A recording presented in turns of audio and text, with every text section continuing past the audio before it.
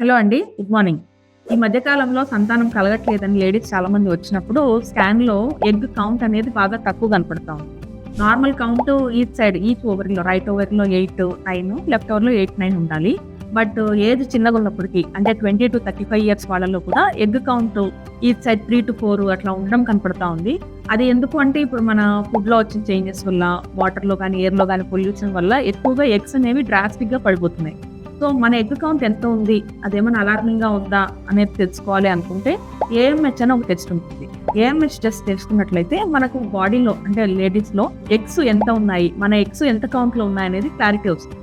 Egg count AMH చేసుకున్నప్పుడు normal count 3.5-4 కంటే ఎక్కువ ఉంటే వరీ అవ్వాల్సిన పని లేదు. ఒకవేళ 3.5 కంటే తక్కువ ఉన్నట్లయితే ఒక్కొక్కసారి 2 ఉంటుంది. ఒక్కోసారి 1 ఉంటుంది. 2, 1 ఉన్నాయంటే చాలా తక్కువ ఉన్నట్లు.